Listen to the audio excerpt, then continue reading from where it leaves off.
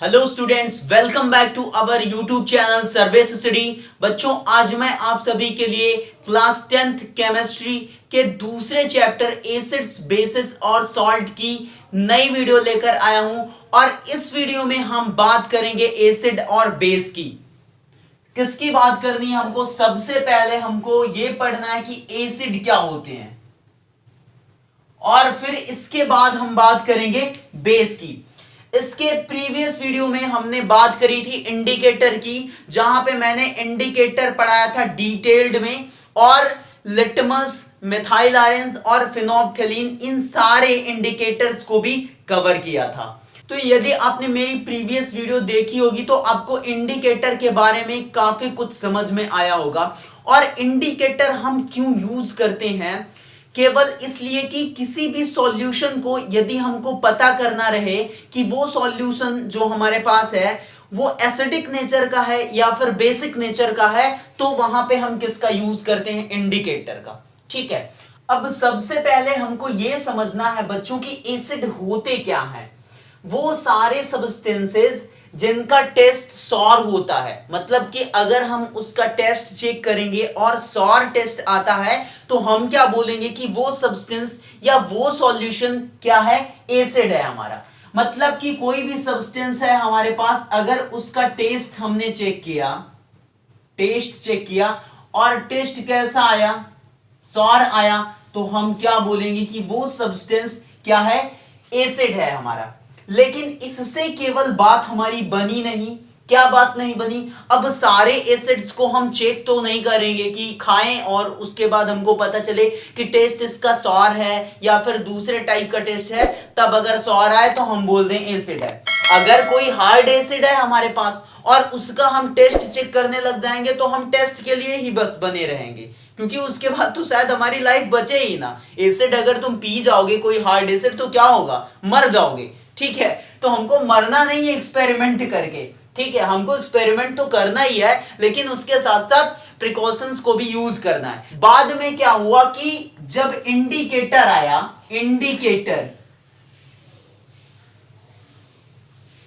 तो थोड़ी सी आसानी ये हुई कि इंडिकेटर का यूज करके हम किसी भी सॉल्यूशन या सब्सटेंस को ये बता पाए कि वो एसिड है या फिर कोई दूसरा सब्सटेंस है हमारे पास। ठीक है, जैसे कि अगर हम बात करें लिटमस की, तो अगर ब्लू लिटमस पेपर को आप किसी भी सॉल्यूशन में डालते हो और उसका कलर कैसा हो जाता है? रेड कलर हो जाता है, तो वो क्या बोला जाएगा बच्चों? वो जो सॉल्यूशन होगा वो क्या कहा जाएगा? हमारा एसिडिक सॉल्यूशन बोला जाएगा, या फिर उसको आप एसिड बोलोगे। अब इंडिकेटर के थ्रू हम ये पता लगा सकते हैं कि कोई भी सॉल्यूशन एसिड है या फिर अदर टाइप का सब्सटेंस है। लेकिन अगर हम ये पूछें आपसे कि आप एसिड की डिफिनेशन क्या लिखोगे, एसिड होता क्या है, तो उसके लिए एक डिफिनेशन दी गई। क्या बच्चों? कि वो सारे सब्सटेंसेस जो अपने एक्वस सॉल्यूशन में H+ आयन प्रोड्यूस करते हैं, मतलब कि H+ आयन डोनेट करें, हाइड्रोजन आयन, तो उन सारे सब्सटेंसेस को हम क्या बोलेंगे? एसिड बोलेंगे। Substances which are produce H+ ion in their aqueous solution। ठीक है बच्चों, वो सब्सटेंस जो अपने एक्वस सॉल्यूशन में H+ आयन प्रोड्यूस करते हैं तो उनको हम क्या कहेंगे? Acid. This is the complete definition of acid. अगर आपसे एग्जाम में पूछा जाता है तो आप ये डिफिनेशन आसानी से लिख सकते हो। ठीक है, लेकिन कुछ टाइम बाद ये जो साइंटिस्ट होते हैं ना बच्चों, ये पागल टाइप के होते हैं। उनके दिमाग में किसी भी बात को लेके क्वेरी चलता रहता है कि ऐसा हुआ तो ऐसा क्यों हुआ। ठीक है, बट वो पागल नहीं रहते, मतलब कि उनको एक ही चीज पे फोकस हो जाता है एकदम से। ठीक है, वो उसी को एकदम छानबीन करने लगते हैं, सर्चिंग करने लगते हैं। तो यहां पे उन्होंने देखा कि ये जो H+ आयन था वो जब डोनेट कर दिया जा रहा था किसी भी सब्सटेंस के द्वारा, तो उसके बाद ये क्या हो रहा था? अनस्टेबल हो जाए, और ये जहां कहीं भी H2O इसको मिले, जहां कहीं भी H2O से मिल जाता था ये, तो ये तुरंत किसमें फॉर्म हो जाता था, H3O+ बना लेता था। तो इस वजह से एक दूसरी डिफिनेशन इसके निकल के आई क्या, कि वो सारे सब्सटेंसेस जो अपने एक्वस सॉल्यूशन में हाइड्रोनियम आयन देते हैं, इसको क्या बोलेंगे बच्चों, H3O+ आयन जो है इसको बोलते हैं हाइड्रोनियम आयन। ठीक है बच्चों, अब टेंशन मत लो, सब कुछ क्लियर कर दूंगा, बस यहां पे आप फोकस बनाए रखना अपना। तो बाद में ये डेफिनेशन मॉडिफाई हो गई ये वाली, और दूसरी डेफिनेशन दी गई कि वो सारे सब्सटेंसेस जो अपने एक्वस सॉल्यूशन में H3O+ ion means hydronium ion produce करते हैं, तो उन सारे सब्सटेंसेस को हम क्या बोलेंगे, एसिड बोलेंगे। तो क्या लिख सकते हो आप, substances which are produce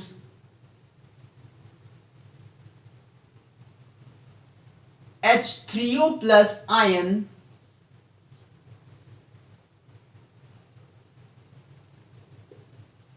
in their aqueous solution। ठीक है, तो उनको हम क्या बोलेंगे, एसिड बोलेंगे। तो इस तरीके से आप इन दो मेथड्स को यूज करके एसिड को पहचान सकते हो, और इन दोनों में से कोई भी डेफिनेशन आप एग्जाम में लिख सकते हो। ठीक है, एसिड समझ में आया आपको।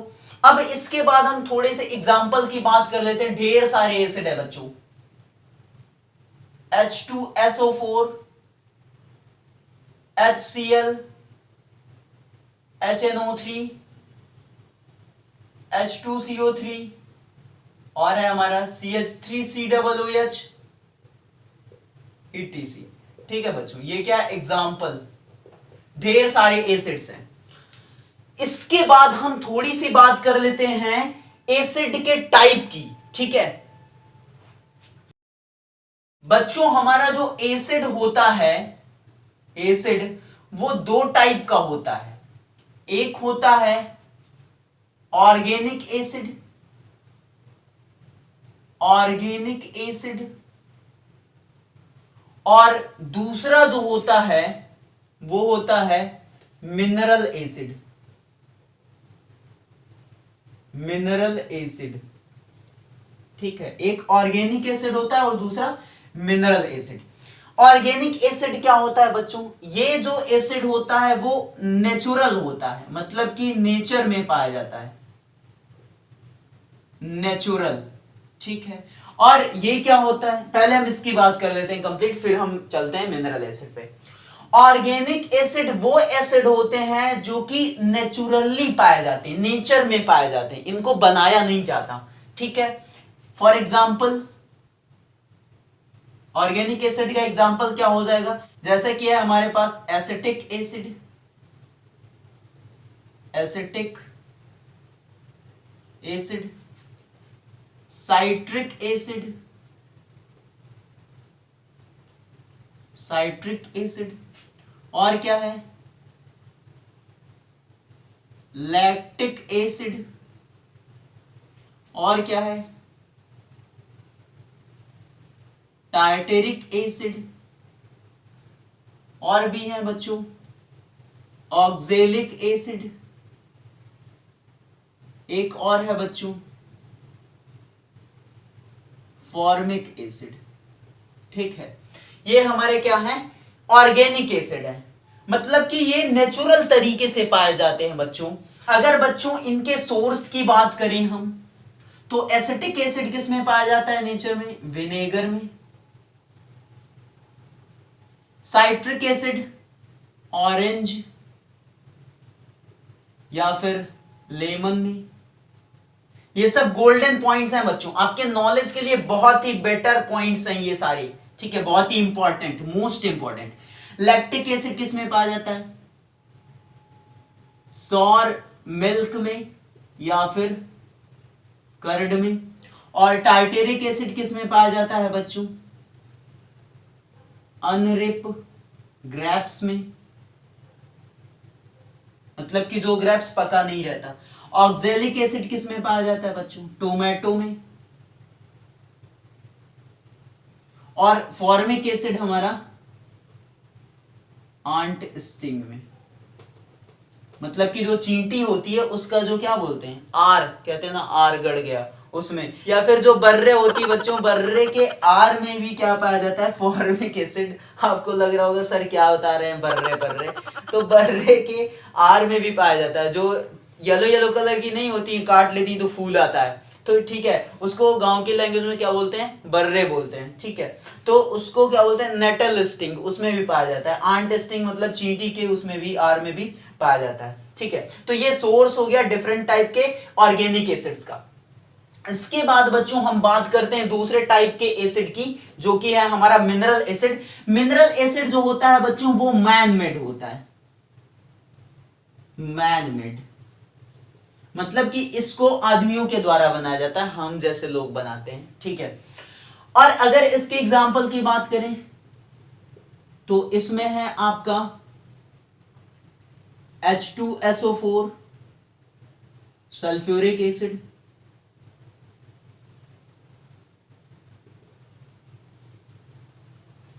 फिर है हमारा HCl या आपका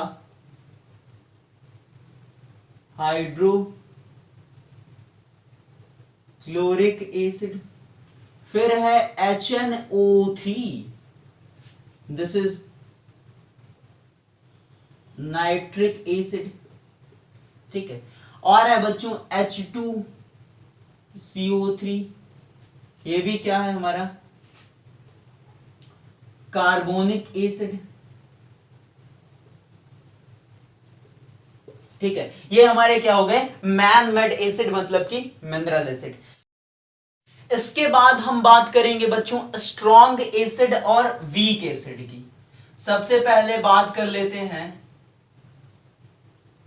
स्ट्रॉन्ग एसिड की, और इसके बाद कमजोर एसिड की बात करेंगे। ठीक है, स्ट्रॉन्ग एसिड किसको बोलेंगे बच्चों? वो सारे एसिड्स जो कि अपने एक्वस सॉल्यूशन में कंप्लीटली आयनाइज हो जाएं। ठीक है, कंप्लीटली आयनाइज होने का मतलब क्या है कि कंप्लीट तरीके से वो अपने आयंस में ब्रेक हो जाएं पूरी तरीके से, और क्या करें? ढेर सारे H+ आयन प्रोड्यूस करें एक्वस सॉल्यूशन में ही, तो उस एसिड को हम क्या बोलेंगे? Strong acid. एक बार लिख लेते हैं इसको, acid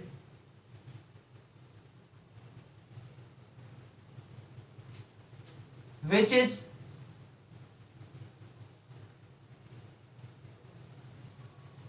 completely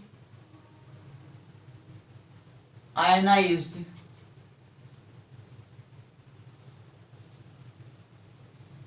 in their aqueous solution and produces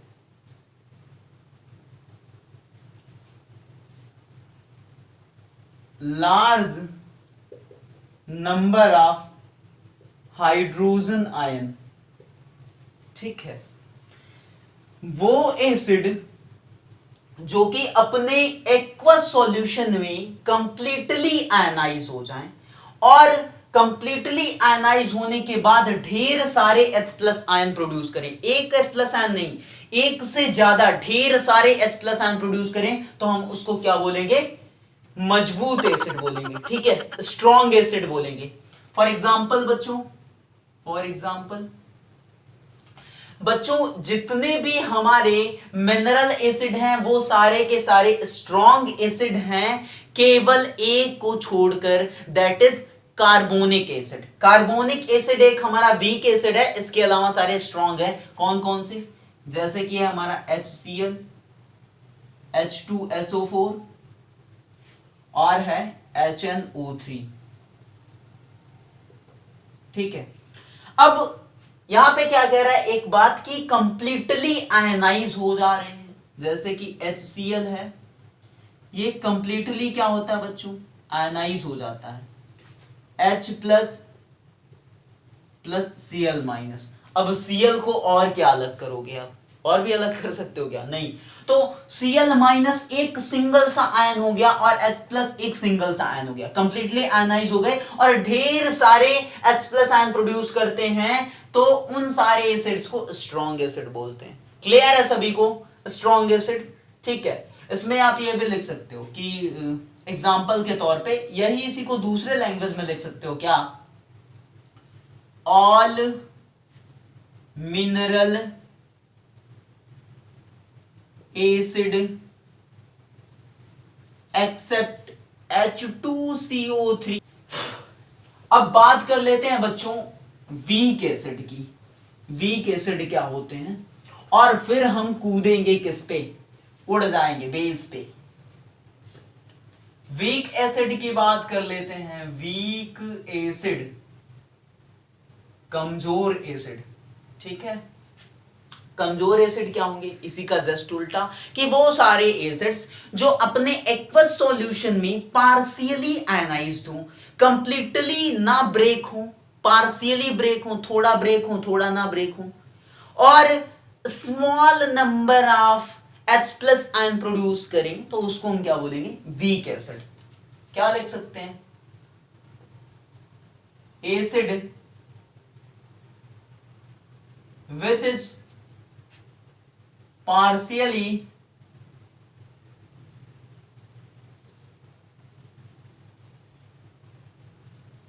ionized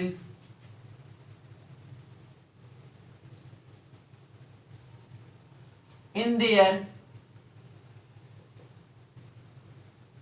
aqueous solution and produces small number of H plus ion। ठीक है, फॉर एग्जाम्पल सारे के सारे हमारे ऑर्गेनिक एसिड, जैसे कि ऑक्जेलिक एसिड हो गया,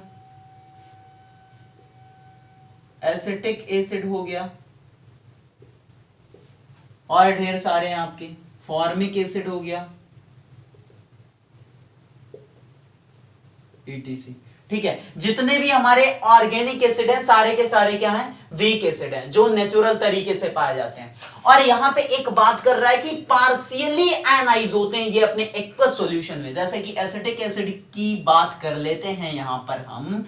इससे समझ लेते हैं पार्शियली आयनाइज्ड का मतलब CH3COOH। ये कैसे ब्रेक होता है? Partially H plus plus CH3COO minus. अब यहां पे आप देख रहे होगे कि ये क्या है? CHCOO।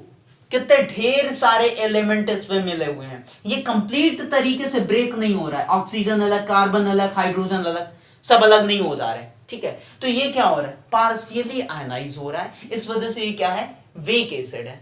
ठीक है, इसके बाद बच्चों हम कूदते हैं किस पे? बेस पे।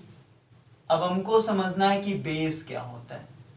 ठीक है, बेस अगर टेस्ट की बात करें, खा के चेक करोगे आप तो कैसा लगेगा? कड़वा लगेगा। ठीक है, ये बेटर इन टेस्ट होते हैं, बेटर इन स्वाद। ठीक है, स्वाद में ये कैसे होते हैं? कड़वे होते हैं, बिटर होते हैं, तो आप खा के चेक कर सकते हो। इसके अलावा अगर इंडिकेटर का यूज करके आप पहचानना चाहोगे कि कौन सा बेस है, ठीक है, या फिर एसिड है, तो कैसे पहचानोगे? अगर आपने लिटमस का यूज किया, लिटमस पेपर का यूज किया, और कैसा? रेड लिटमस लेंगे। अगर रेड लिटमस पेपर लिया आपने और सॉल्यूशन में डाला, और अगर कलर कैसा हो गया? ब्लू, ब्लू कलर हो गया अगर लिटमस का रेड से, तो वो सॉल्यूशन कैसा? Basic solution. मींस वो सॉल्यूशन क्या है? एक टाइप का बेस है। इसके बाद अगर इसके डेफिनेशन की बात करें तो सिंपल सी डेफिनेशन है इसकी कि वो सारी सब्सटेंसेस जो अपने एक्वस सॉल्यूशन में हाइड्रोक्साइड आयन प्रोड्यूस करें, OH माइनस आयन प्रोड्यूस करें तो उसको हम क्या बोलेंगे बच्चों, बेस बोलेंगे। ठीक है, इसकी डेफिनेशन क्या होगी,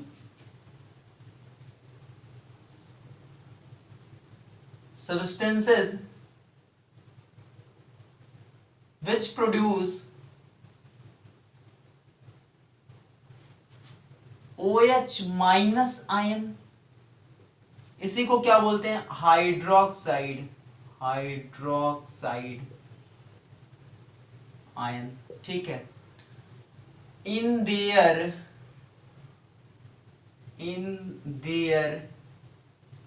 एक्वस सॉल्यूशन। ठीक है, वो सब्सटेंसेस जो OH minus ion means hydroxide ion produce करते हैं अपने एक्वा सॉल्यूशन में, उसको हम क्या बोलते हैं, बेस बोलते हैं। ठीक है बच्चों, अगर बेस के एग्जांपल की बात करें, एग्जांपल ऑफ बेस, तो क्या होगा, NaOH, KOH, उसके बाद Na2CO3, CaOH का होल ट्वाइस, MgOH का होल ट्वाइस, ये सब। इसके बाद बच्चों एक छोटा सा वर्ड समझना है हमको, क्या, एल्काली क्या होता है, एल्कली। वो सारे बेसिस जो वाटर में सॉल्यूबल हों उन बेसिस को एल्कली बोलेंगे। वाटर सॉल्यूबल बेसिस एल्कली बोले जाते हैं। Basis which are soluble in H2O या वाटर, वो बेसिस जो वाटर में सॉल्यूबल होंगे एल्कली बोले जाएंगे, जैसे कि हमारा NaOH, KOH, MgOH का होल ट्वाइस। ठीक है, ये सभी एल्कली बोले जाते हैं। इसके बाद बात कर लेते हैं मजबूत बेस और कमजोर बेस की। स्ट्रॉन्ग बेस और इसके पड़ोसी वाले की भी बात कर लेते हैं, वीक बेस की। ठीक है, स्ट्रॉन्ग बेस क्या होते हैं, वो सारे बेसिस बच्चों जो कि अपने एक्वस सॉल्यूशन में कंप्लीटली आयनाइज हो जाते हैं और large number of hydroxide ion produce करते हैं, तो उसको हम क्या बोलेंगे, स्ट्रॉन्ग बेस। एकदम सेम एसिड की तरह है, बस यहां पे, वहां पे क्या था, हाइड्रोजन आयन था, यहां पे हाइड्रोक्साइड आयन कर दो। Base which is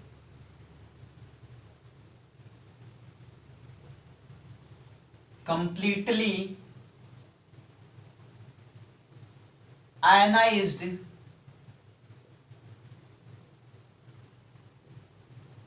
in their aqueous solution and produces large number of hydroxide ion. ठीक है, फॉर एग्जाम्पल की बात करें, स्ट्रॉन्ग बेस कौन से होंगे, NaOH, KOH। ठीक है, जैसा कि अगर NaOH है, कैसे ये कंप्लीटली आयनाइज हो रहा है, Na प्लस OH माइनस, देखो एकदम टूट जा रहा है, Na प्लस एक ही है आयन है, अलग हो गया, OH माइनस एक ही आयन है, अलग हो गया। ठीक है, तो ये बात किसकी हो गई, स्ट्रॉन्ग बेस की। वीक बेस क्या है, इसी का उल्टा बच्चों की, वो बेस जो अपने एक्वस सॉल्यूशन में पार्शियली आयनाइज हो, उसको हम क्या बोलेंगे, वीक बेस बोलेंगे। और ये अपने एक्वस सॉल्यूशन में ही क्या करते हैं, स्मॉल नंबर ऑफ, बहुत ही कम नंबर OH माइनस आयन का प्रोड्यूस करते हैं। ठीक है, तो क्या लिखोगे, वही base which is partially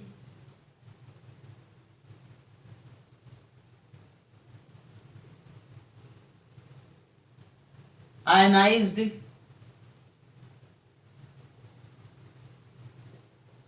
in their